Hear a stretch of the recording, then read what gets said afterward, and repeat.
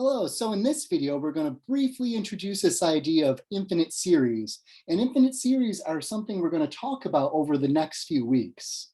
And in a nutshell, an infinite series is a summation that is infinitely long. We're literally going to be trying to add an infinite amount of numbers together. And this is what's going to make up an infinite series or a series for us.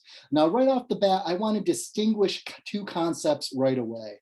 We just got done talking about sequences, which were infinite lists of numbers. So again, a sequence, this is an infinite list.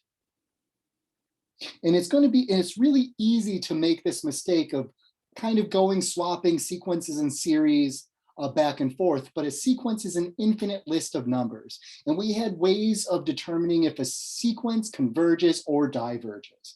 What we're going to be talking about, on the other hand, for the next few weeks, is this concept of an infinite series.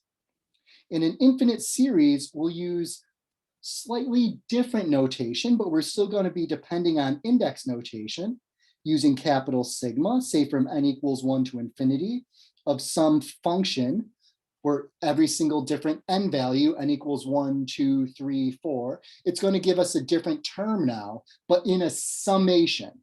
So instead of just listing numbers, we're going to be adding an infinite amount of numbers together.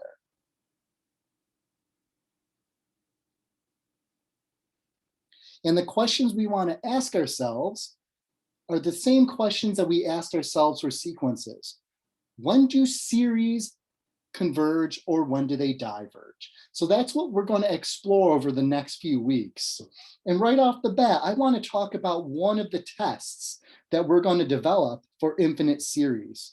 And this is a so-called test for divergence. And we're going to get into the nitty-gritty about this test in class, but a few things I'd like to say right off the bat about this is that this test will only help us determine if right off the bat a series diverges. It cannot say anything about convergence properties of a series. And what this test really tells us is, well, if we're adding up an infinitely amount of things together, well, those terms really far out in the sum. So like maybe the thousandth term, or maybe even the millionth term, billionth term, and so on. If those terms aren't starting to look just like zero, there is no way that that series or infinite sum will converge to a finite number. So the big idea I want us to think about for the test for divergence is that the numbers far out in the sum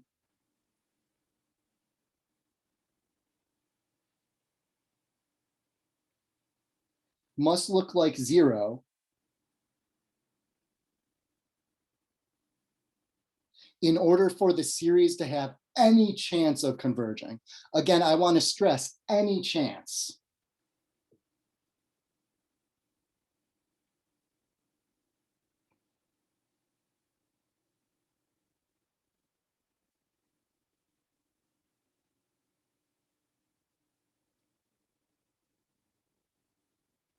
And again, at this junction, the test for divergence won't tell us the entire story of whether a series converges, or even if it diverges for that matter.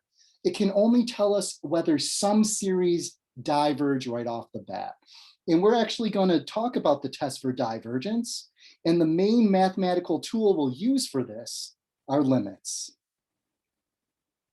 So stay tuned for the next video when we actually use the test for divergence on a couple different infinite series.